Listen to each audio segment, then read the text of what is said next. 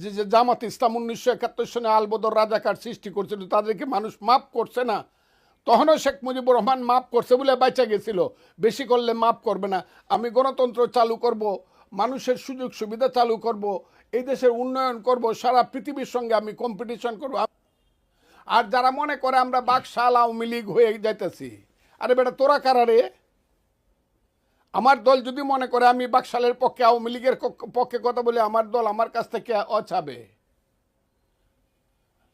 আমাকে কাছ থেকে উত্তর চাবে যে আপনি এইভাবে কথা বলেন কেন।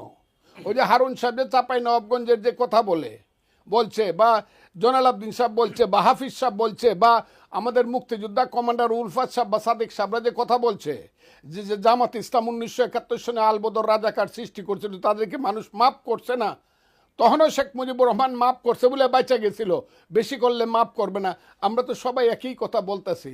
সেই বলতেছি এটা যদি আমাদের দল যদি এন্ডোর্স না করে, আমাদেরকে আমাদের দল জিজ্ঞাসা করবে, সেটা উত্তর আমি দিব। আপনি কে বলার যে আমি বাকশাল কায়েম করতেছি?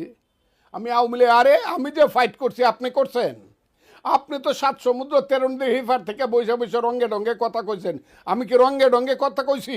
আমি জীবন মৃত্যুর মুখামুখি দাঁড়ায় কথা কইছি। আমি বাংলাদেশের ইতিহাসের সংসপ্তক ফজলুর রহমান। আপনি ওই 7 সমুদ্র 13 নদীর পার থেকে আমাকে ভয় দেখান ফজলুর রহমানকে, খুব সাবধান। বাপের বেটা হইলে দেশে এসে কথা বলেন। আপনাদের মাপ চাইতে হবে যদি এদেশে রাজনীতি করতে হয়। যারা স্বাধীনতা বিরোধী ছিলেন, যে আমরা 71-এ ভুল করছিলাম, আপনারা আমাদেরকে মাপ।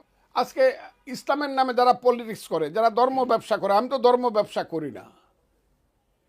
আমি তো মামুনুল হক সাহেব যে বক্তৃতা করে সেই বক্তৃতা ডেইলি শুনি। ঠিক আছে, উনি মনে করতেছে উনি এই দেশে ইসলাম প্রতিষ্ঠা করবে, শরিয়া শাসন চালন করবে। মানুষের কাছে যাইতে হবে, দেখি কত পার্সেন্ট ভোট মানুষ তাদেরকে দেয়।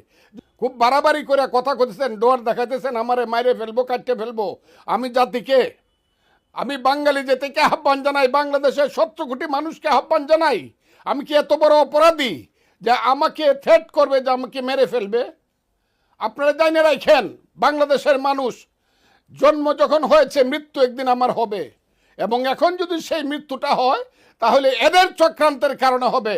এবং জঙ্গিবাদী সাম্প্রদায়িক গোষ্ঠী হয়তোবা আমার জীবন নাশ করার চেষ্টা করতে পারে।